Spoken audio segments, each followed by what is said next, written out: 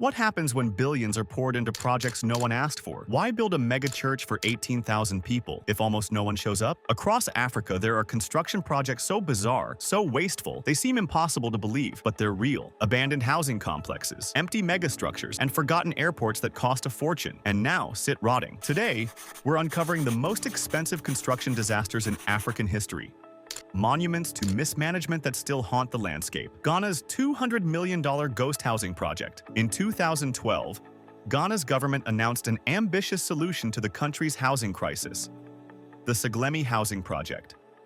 5,000 modern apartments across 300 acres in the Greater Accra region for $200 million. Families across Ghana started dreaming of modern homes with running water, electricity, and proper sewage systems. But something sinister happened. The project mysteriously shrank from 5,000 units to just over 1,000 units. Yet somehow, contractors had already been paid the full $200 million. It's like paying for a luxury car and getting a bicycle. The housing project remains unfinished with no water, no sewage system, and no residents. The contractor, OAS Ghana Limited, is now facing charges in court while the government tries to recover lost funds. According to recent reports, it would require more than $100 million additional dollars just to make the project viable again. Over $200 million invested, and these apartments are literally rotting in the forest, completely unused. The Chad-Cameroon pipeline disaster. The Chad-Cameroon oil pipeline was supposed to be Africa's economic game-changer. Launched in 2000 with a budget of $4.2 billion, this 1,070-kilometer pipeline was designed to transport 400,000 barrels of oil per day from landlocked Chad to Cameroon's coast. ExxonMobil led the project with backing from Petronas, Chevron, Shell, and the World Bank. The World Bank was brought in specifically to ensure transparency and prevent corruption. The pipeline was completed in 2003, and that's when everything went wrong. Instead of lifting Chad out of poverty, oil revenues were diverted to buy weapons. President Idris Deby ordered Chevron and Petronas to leave the country in 2006. The pipeline still exists, but it's become a symbol of how natural resource wealth can fuel conflict instead of development. Billions invested, minimal economic benefit, and environmental damage along the way. Angola's $3.5 billion Chinese ghost town. 20 kilometers outside Angola's capital, Luanda stands one of the most expensive ghost towns ever built. Kalamba City was designed to house 500,000 people across 12,355 acres with 750 colorful 8-story apartment buildings, dozens of schools, and over 100 retail units. The price tag, $3.5 billion. This was supposed to fulfill President Dos Santos's 2008 election promise of building 1 million homes in 4 years. The project was funded by China's Industrial and Commercial Bank and built using Angola's oil credit lines with China. The apartments were priced between $120,000 to $200,000, absolutely insane when compared to Angola's GDP per capita. When completed in 2012, Kalamba was eerily quiet. Wide tarred roads with few cars, empty streets, and the majority of people you'd see were Chinese construction workers. Out of the first 2,800 apartments released for sale, only 220 were sold. The city was designed for 500,000 people but felt like a colorful mausoleum. Interestingly, recent reports suggest around 40,000 people have finally moved to Kalamba after taking advantage of long-term, low-cost mortgages. So unlike other projects on this list, this ghost town is slowly coming back to life. President Mobutu's personal Concorde Airport. This might be the most bizarre construction project in African history. In the 1970s, President Mobutu of Zaire decided to build an international airport in his birthplace, a tiny village in the deep forest with only 1,500 residents. The Gabadalite Airport featured a 3,200-meter runway, specifically designed for one purpose, so Mobutu could fly Air France Concorde jets on chartered flights to Paris. This wasn't about national development. Mobutu used this airport for extravagant shopping trips to Paris and to import his birthday cakes from the world's leading pastry chefs. The airport was one of only 2 places in Africa where a Concorde could land, and it served a village smaller than most city neighborhoods. After Mobutu's death in 1997, soldiers invaded his compound, destroying everything valuable. Today, the airport area is designated as a historical monument where visitors pay $20 to see the ruins of one man's incredible excess. The runway remains, but the Concorde flights ended with the dictator who built this jungle airport for his personal luxury. The world's largest church in an abandoned capital.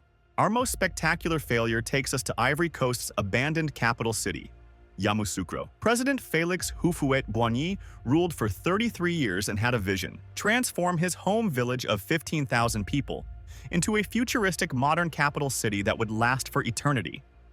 The centerpiece of this vision was the Basilica of Our Lady of Peace, the largest church in the world.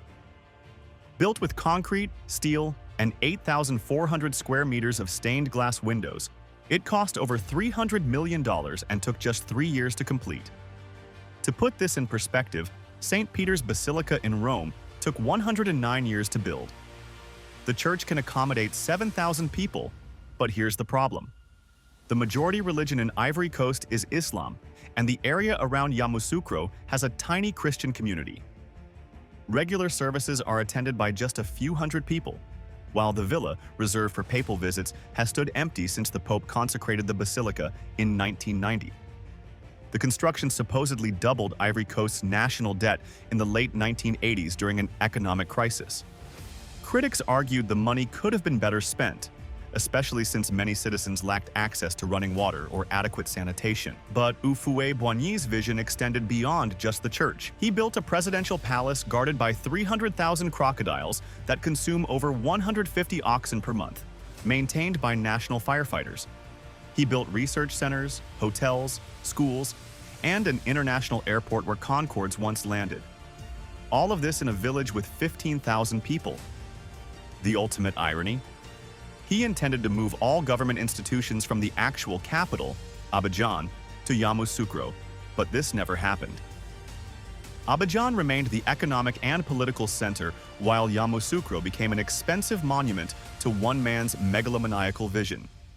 Egypt's new administrative capital. Let me add one more recent project that's equally mind-boggling. Egypt is currently building a new smart capital city 45 kilometers east of Cairo at a cost of around $58 billion. This massive undertaking includes artificial lakes, vast solar energy farms, the world's largest mosque, and Africa's tallest tower. The project spans 170,000 acres and is designed to house 6.5 million people. It features government buildings, residential districts, a massive central park, and even an opera house. While not yet complete, early signs suggest it may struggle with the same issues as other projects on this list. Can Egypt actually afford this, and will people want to live there? The standard gauge railway that stopped halfway. Kenya's standard gauge railway was supposed to connect the port of Mombasa to Uganda, Rwanda, and South Sudan.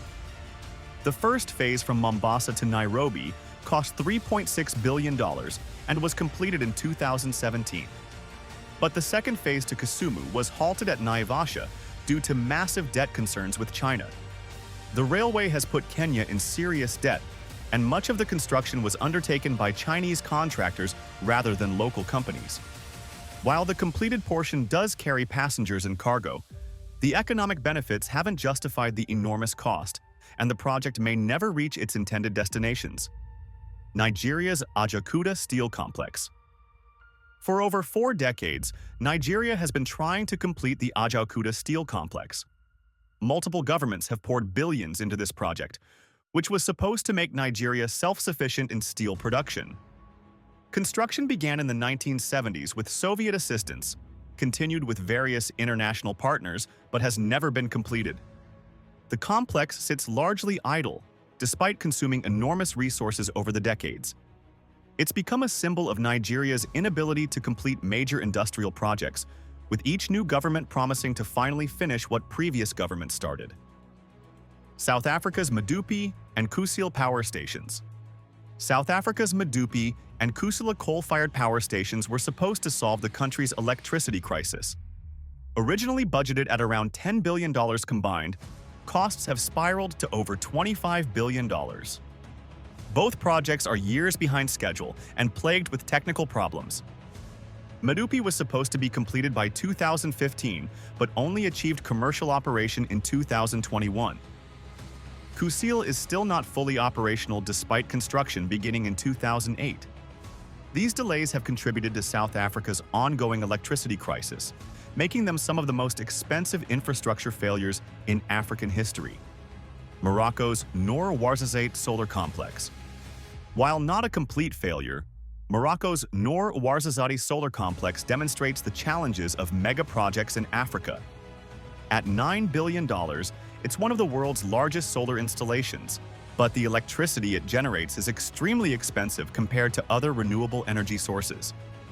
The project was designed to showcase Morocco's commitment to renewable energy, but the high costs raise questions about whether similar large-scale approaches are sustainable for developing economies.